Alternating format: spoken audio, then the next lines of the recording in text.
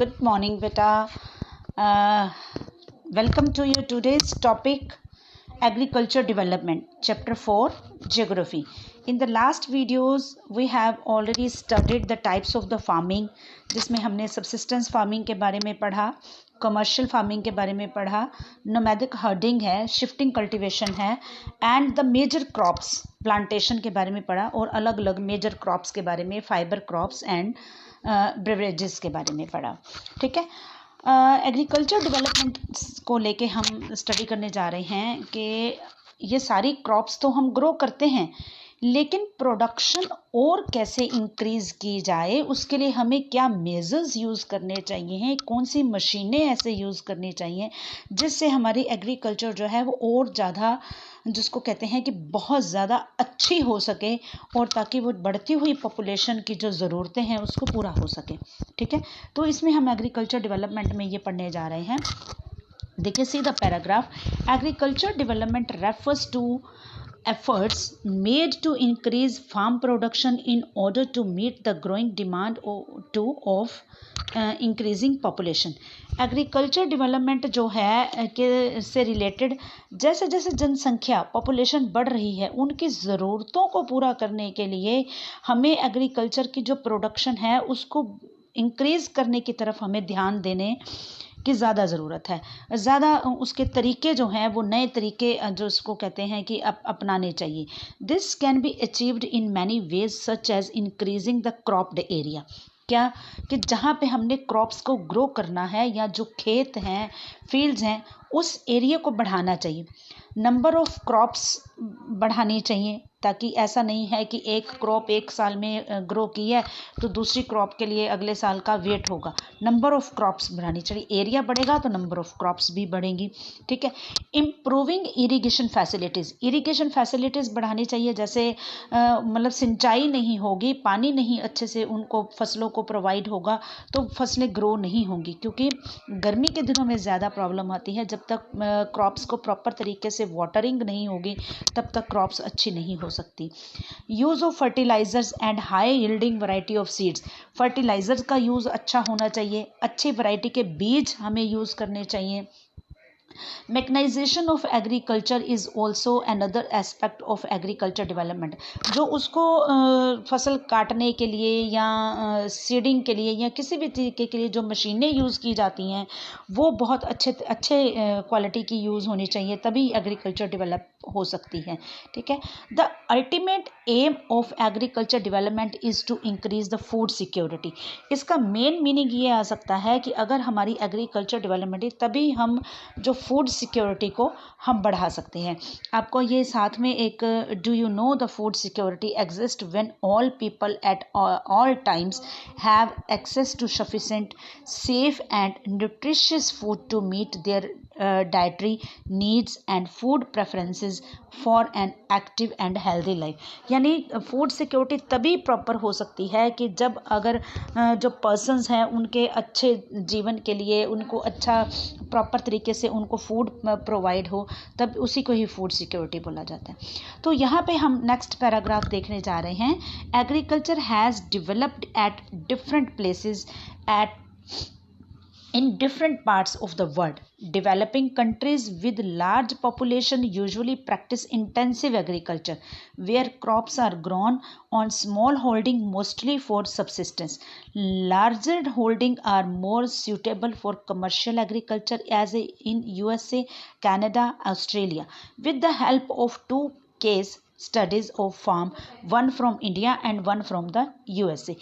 यहाँ पे हम दो फार्म से रिलेटेड हम डिस्कस करेंगे. क्या कि जो एग्रीकल्चर है वो वर्ल्ड के अलग अलग पार्ट्स में अलग अलग तरीक़ों से की जाती है. ठीक है.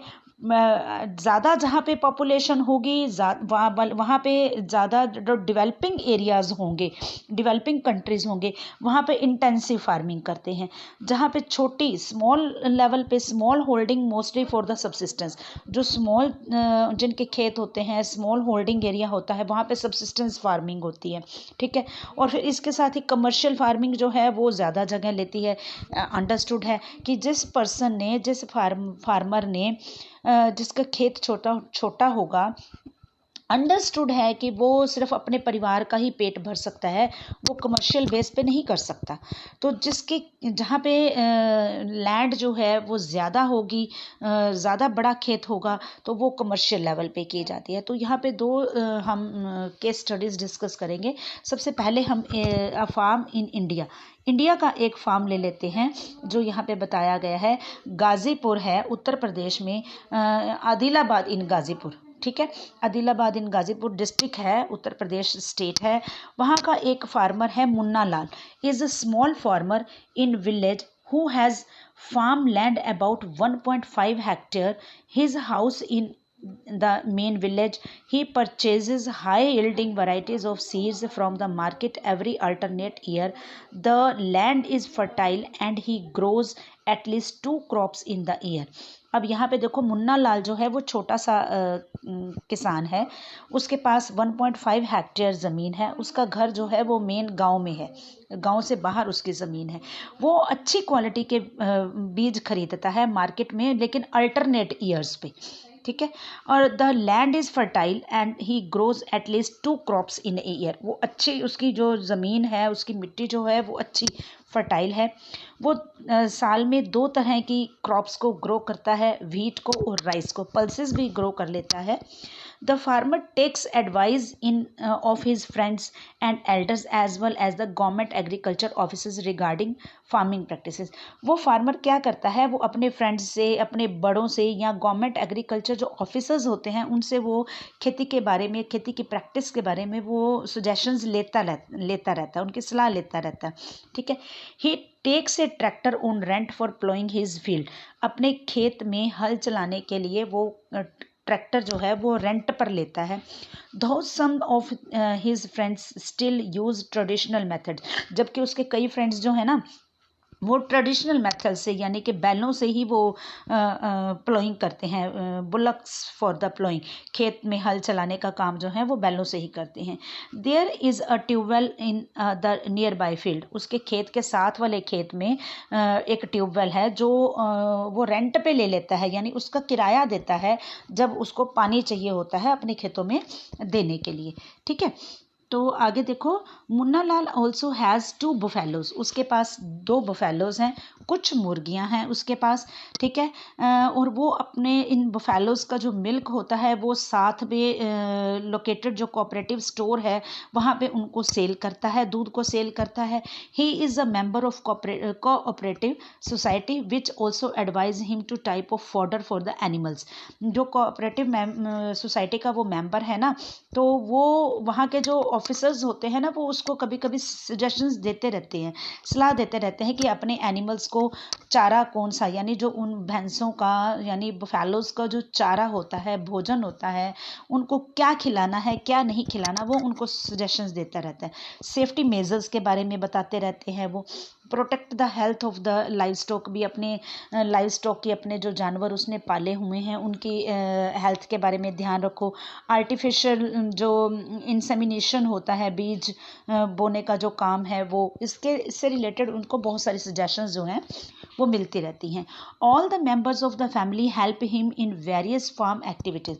जो फैमिली मेंबर्स हैं वो भी जो फार्म की एक्टिविटीज़ हैं, छोटे छोटे काम्स हैं, वीडिंग वगैरह, कुछ भी बहुत सारे काम हो जाते हैं, उसमें हेल्प करते रहते हैं।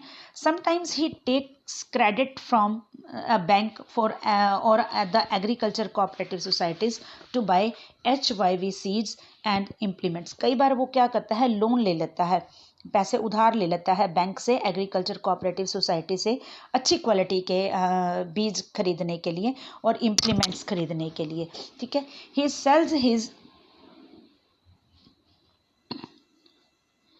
sells his produce in the mandi located in the nearby town. Since majority of the farmers do not have lack storage facilities, they are forced to sell the produce even when the market is not favorable to them. In recent years, the government has taken some steps to develop storage facilities. अब वो अपनी जो उसका produce होता है, जो उसकी उपज होती है, यानी खेत में जो उसने ग्रो किया, वो साथ की के जो शहर है, साथ की मंडी में उसको बेचने के लिए जाता है। ठीक है। और कई बार क्या होता है कि बेचने के लिए तो जाता है, लेकिन वहाँ पे हमने देखा, बता रहे हैं कि जो किसान होते हैं उनके पास अपनी फसल को, अपनी प्रोडक्शन को जो उन्होंने प्रोड्यूस किया है, चाहे वो राइस है, चाहे वो पल्सेस हैं या वीट है, उनको स्टोर करने की जगह नहीं होती उनके पास, जिसकी वजह से उनको मार्केट उनके अकॉर्डिंग फेवरेबल नहीं होती। अकॉर्डिंग फेवरेबल मतलब ना होने का मतलब ये हो जाता है कि उनको मंडी में या मार्केट में उनके अकॉर्डिंग रेट ना मिलना, उनकी फसल का, उनके प्रोड्यूस का रेट उनके मुताबिक ना होना, कि उनको कई बार ऐसा होता है कि कम में भी बेचनी पड़ती है उनके। वो उसका नुकसान क्या होता है कि उनको ज़्यादा इनकम नहीं हो पाती, ज़्यादा बेनिफिट नहीं हो पाता। क्यों? क्योंकि उनके पास उसको स्टोर करके रखने के लिए जगह नहीं होती, मजबूरन उनको सेल करना ही पड़ता है। तो अब लास्ट रिसेंट ईयर्स में गवर्नमेंट जो है वो इस स्टोरेज फैसिलिटीज़ को डेवलप करने के लिए स्टेप्स उठा रही है। ठीक है, तो ये है हमारे इंडिया के फार्म की स्टोरी। अब आगे देखते हैं बिल्कुल डिफरेंट जो एक यूएसए का फार्म है, वहाँ पे क्या होता है। वहाँ पे फार्म का जो साइज़ है वो बड़ा होता है। किसान अच्छी क्वालिटी के बीज, अच्छी क्वालिटी के सीड्स वो यूज़ करते हैं। मॉडर्न टेक्निक्स वाली जो मशीनें होती हैं वो यूज़ करते हैं। फार्मर जो है वो वहीं खेतों में ही रहता है। तो ये सब सारी चीज़ें हम इसमें यूएसए के फार्म में पढ़ेंगे। The average size of a farm in the USA is much larger than that of an Indian farm. Indian farm से यूएसए का फार्म बड़ा होता है। A typical farm size in the USA is about 250 hectares. वहाँ पे हमने 1.5 पढ़ा था, यहाँ पे 250 hectares.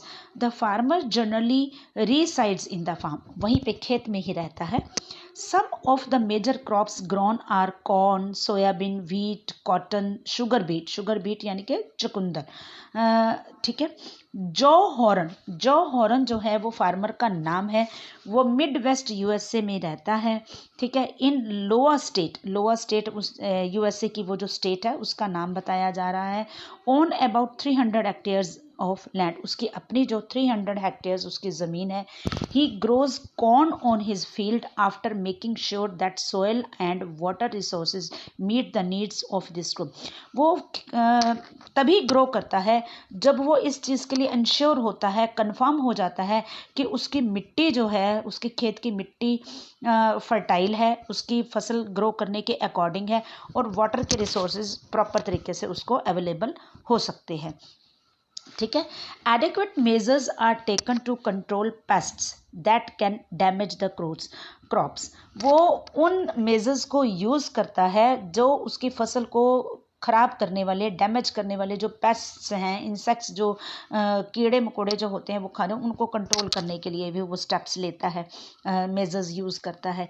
From time to time he sends the soil samples to a soil testing laboratory to check whether the nutrients and sufficient or not. अब वो कभी कभार बीच बीच में क्या करता है, जो सॉइल को टेस्ट करने वाली लेबोरेटरी होती है ना, कि उसकी फर्टिलिटी है या ख़त्म हो गई या उसमें कोई ऐसी कोई प्रॉब्लम तो नहीं है सॉइल में, तो वो सैंपल्स भेजता रहता है। ठीक है। The results help Joe Horn to plan a scientific fertiliser programme. His computer is linked to the satellite which gives him to precise picture of his field. अब उसका जो खेत है वो साइंटिफिक तरीके से कंप्यूटराइज्ड हुआ है, यानी कंप्यूटराइज्ड इन द मीन्स के जो एग्रीकल्चर वाले हैं या अपने कंप्यूटर के साथ उसने जोड़ा हुआ होता है। His computer is linked. ठीक है। तो वो चीज़ क्या होती है, उसके खेत की उसको एक्चुअल पिक्चर जो होती है वो शो कर देती है। ठीक है। This helps him to use chemical fertilisers. इससे क्या होता है, उसको हेल्प मिल जाती है जो केमिकल फर्टिलाइजर्स यूज़ करने में, पेस्टिसाइड्स यूज़ करने में, कि कहाँ पे मेरे खेत में कोई प्रॉब्लम, पूरा खेत अगर वो नहीं घूम पाता तो वो कंप्यूटर के ज़रिए पिक्चर देख लेता है कि मेरे खेत में कहाँ पे प्रॉब्लम है, कहाँ पे मुझे फर्टिलाइजर्स, पेस्टिसाइड्स यूज़ करने की ज़रूरत है। ठीक है। He uses tractors, seeds,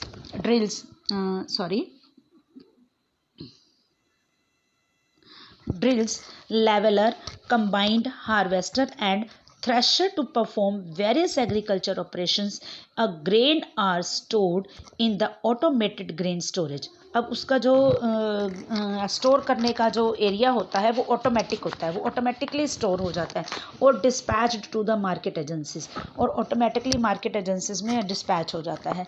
the farmer in USA works like a businessman and not like a peasant farmer. Businessman की तरह वहाँ पे फार्मर्स जो हैं वो काम करते हैं. उनको पता है कि हम अच्छी क्वालिटी का व्हीट ग्रो करेंगे और हमें अच्छी क्वालिटी के पैसे मिलेंगे, तो इनकम अच्छी होगी हमारी. तो he has completed your chapter. Students, learn this chapter, read this chapter very carefully. Thank you.